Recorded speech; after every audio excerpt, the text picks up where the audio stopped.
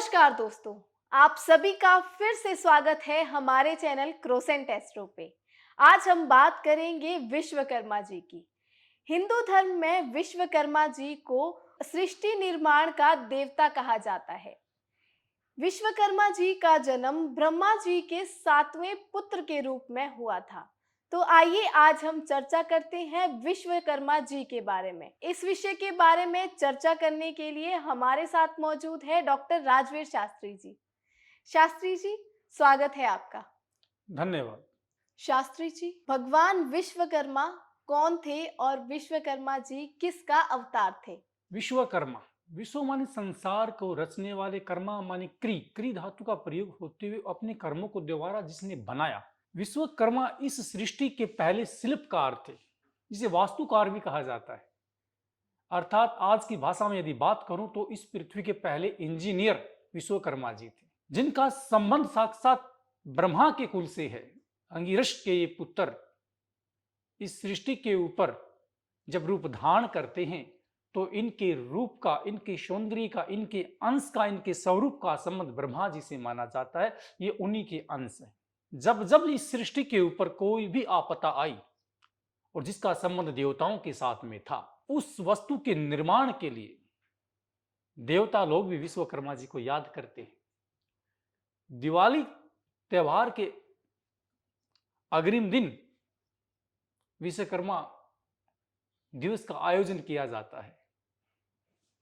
दिवाली की भांति ही इस त्योहार को भी उत्तर भारत, दक्षिण भारत में बड़े धूमधाम से मनाया जाता है। शास्त्री जी, विश्वकर्मा जी की पूजा क्यों की जाती है? विश्वकर्मा जी की पूजा इसलिए की जाती है क्योंकि ये शिल्पकार हैं, इनके द्वारा बनाया जाता है। अर्थात इस दिन विश्वकर्मा को हम समर्पित करते हैं। मुख्य रूप से जितने भी कारीगर हैं, जितने भी मशीन से संबंध रखने वाले व्यक्ति हैं, या कोई मोटर का काम करता है, एक साइकिल को पंचर लगाने वाले से हवाई जहाज के पुर्जे बनाने तक वाले जितने भी इंजीनियर हैं, जितने भी मिस्त्री हैं, वो सभी विश्वकर्मा दिवस पर, विश्वकर्मा डे पर अपने औजारों की पूजा करते हैं। क्योंकि विश्वकर्मा ने ही देवताओं के लिए अस्त्र शस्त्र का निर्माण किया था, उनकी रचना की थी। इसी दिन उनको समर्पित करते हुए पृथ्वी लोक के सभी मिस्त्री गण इस दिन अवकाश करते हैं, अपनी औजारों की पूजा अर्चना करते हैं। किसी भी कार्य को इस दिन नहीं किया जाता है। शास्त्री जी, रावण और विश्वकर्मा जी के बीच क्या संबंध थे? भगवान विश्वकर्मा ने पुष्पक विमान का निर्माण किया। जो पुष्पक विमान बनाया गया वो उस जमाने का हवाई जहाज था, जो कि आकाश में गमन करता था, और उसका निर्माण विश्वकर्मा जी ने किया, जिसके ऊपर पहली सवारी उस हवाई जहाज पर, जिसका नाम पुष्पक विमान था, रावण ने उसके ऊपर सवारी की, जो कि श्री राम से भी पहले इस पद को, इसके अंदर बैठने वाले व्यक्ति रावण थे। ये संबंध रावण और भगवान विश्वकर्मा जी का बताया जाता है। विद्वान ब्राह्मण रावण के लिए पुष्पक विमान समर्पित करने वाले विश्वकर्मा जी ही थे, क्योंकि ये उस जमाने की वो साइंस थी।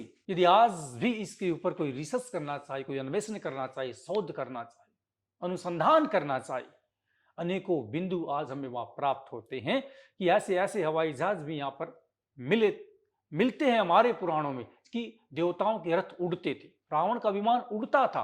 उस जमाने में भी हमारे पास हवाई जहाज होते थे, परंतु सनी सनी विज्ञान का ये कोष हमारा नीचे दबता चला गया। पाश्चात्य सभ्यता ने इसको विकसित कर कर दिखाया।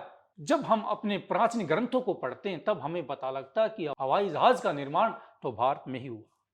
अनेकों पहलू आज भी हमारी सृष्टि पर, हमारे सनातन धर्म में ऐसे मिलते हैं जहां साइंस भी काम करना बंद कर देती है। जिस भांति गंगा जी के अंदर अस्थियां विसर्जित की जाती है जब कोई व्यक्ति इस जीवन लीला को छोड़कर चला जाता है, और उसके शरीर की कुछ राख बचती है, लेकिन उस राख के अंदर जब जाकर हम तीसरे दिन अन्वेषण करते हैं, जिसे फूल भी कहा जाता है, मृतक व्यक्ति की खून, त्वचा सभी राख के रूप में बदल जाती है, परंतु उसकी हड्डियां उस अग्नि में नहीं जलती, जिन्हें हम अस्थि कहते हैं, जिन्हें हम फूल कहते हैं, जिनका विसर्जन गंगा में किया जाता है। धर्म के अनुसार विभिन्न क्षेत्रों में इनका विसर्जन होता है, लेकिन आज तक भी इसका चिंतन, इसका शोध करने वाला कोई भी व्यक्ति नहीं मिला कि इतने हजारों लोगों की, करोड़ों लोगों की जितनी भी मृत्यु होती है, सभी की अस्थियां गंगा जी में प्रभावित कर दी जाती हैं। वो अस्थियां कहां जाती हैं? किसी भी समुद्र को आज तक भरता हुआ नहीं देखा, कहीं भी उन अस्थियों का पहाड़ नहीं मिलता, कहीं भी उनका टुकड़ा आगे जाकर प्राप्त नहीं होता। वो अस्थियां कहां चली जाती हैं? जिस चीज को अग्नि भी नहीं जला पाती, ताप गर्मी जिसे समाप्त नहीं कर पाती, उन अस्थियों को जल के द्वारा पिघला दिया जाता है। ये शक्ति केवल गंगा मैया के पास ही है। आज तक उन अस्थियों की खोज करने वाला कोई नहीं, कहीं उनका पहाड़ एकत्रित नहीं हुआ। इतनी सारी अस्थियां यहाँ पर प्राप्त हुई, सब गंगा में विलीन हो जाती हैं। इससे संकेत ये मिलता है, जहां सरलता है, जहां नम्रता है, जहां प्रेम है, वही व्यक्ति अपनी लक्ष्य की तरफ आगे बढ़ता है। जब एक शिशु का जन्म होता है तो उसके मुख में सबसे पहले हम क्या देखते हैं? हमारे मुख के अंदर जन्म के साथ जिह्वा होती है, जिसे हम जीभ कहते हैं। लेकिन 3-4 वर्ष के बाद जन्म लेने के हमारे मुख में दांत आते हैं। तब देखिए कि पहले हमारे मुख में दांत आए या जिह्वा आई। जिह्वा पहले आई, उसके बाद में हमारे मुख में दांत आते हैं। और जब हम बूढ़े हो जाते हैं तो सबसे पहले हमारे दांत चले जाते हैं, हमारी जाड़ें चली जाती हैं, परंतु जिह्वा तब भी वहीं रहती है। ये कैसी प्रकृति है, ये कैसी देह है, ये कैसी काया परमात्मा ने हमें दी है? ये भी हमें संकेत देती है। क्योंकि जो जिह्वा वो नरम है, दांत क्या है? दांत एक दृढ़ है, कठोर है। जो पाषाण की तरह कठोर वस्तु होगी वो पहले नष्ट हो जाती है, टूट जाती है। नम्रता और सरलता के द्वारा वो आजीवन तक चीज अपने स्थान के ऊपर विराजित रहती है। जिस प्रकार जिह्वा हमारे स्थान को ग्रहण करती है, इसी भांति जिसे अस्थि, जिन अस्थियों को, जिन हड्डियों को अग्नि जला नहीं पाती, उनकी राख नहीं बना पाती, एक जल के माध्यम से, एक तरल के माध्यम से, प्रेम के माध्यम से उसे पिघला दिया जाता है। ये शक्ति सनातन धर्म में गंगा मैया की स्तुति या उसके अंदर विसर्जित की गई अस्थियों से हमें प्राप्त होती है। ये अतुलनीय विषय हैं जो विश्वकर्मा जी के जीवन से भी, उस पुष्पक विमान के रचिता के माध्यम से भी हमारे जीवन में शिक्षाएं प्रदान करते हैं। शास्त्री जी, विश्वकर्मा दिवस के दिन कौन से कार्य वर्जित होते हैं? इस दिन हमें किसी भी मशीन को नहीं चलाना चाहिए, किसी भी औजार का प्रयोग नहीं करना चाहिए। उनकी पूजा अर्चना हमें करनी चाहिए। अपनी दुकान में या अपने घर के मंदिर में भगवान विश्वकर्मा की मूर्ति स्थापित कर उनकी प्रतिमा की हमें पूजा करनी चाहिए।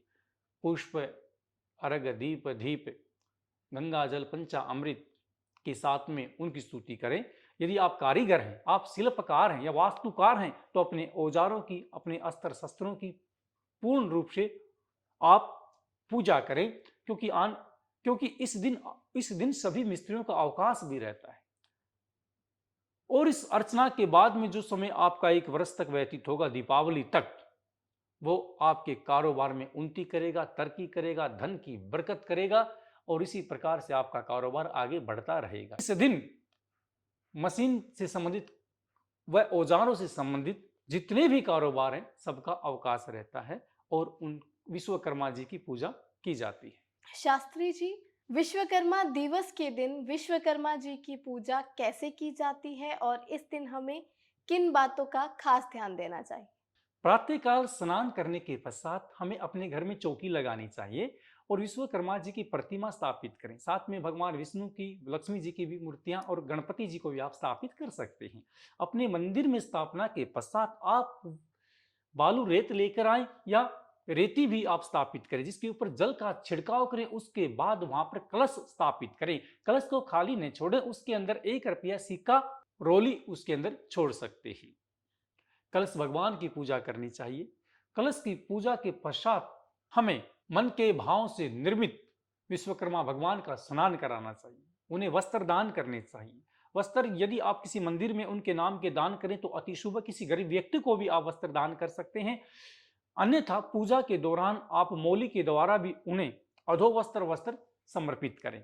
पुष्पमाला कलश भगवान के ऊपर चढ़ाएं, एक नारियल भी उसके ऊपर स्थापित करें और फूलों से उसकी धोक लगानी चाहिए, उसे प्रणाम करना चाहिए। इस विधि के पश्चात आप विश्वकर्मा भगवान की आरती करें, उनकी कथा का गुणगान करें, ब्रह्मा जी का ध्यान करें, विष्णु जी और लक्ष्मी जी, गणपति जी की भी पूजा साथ में करें।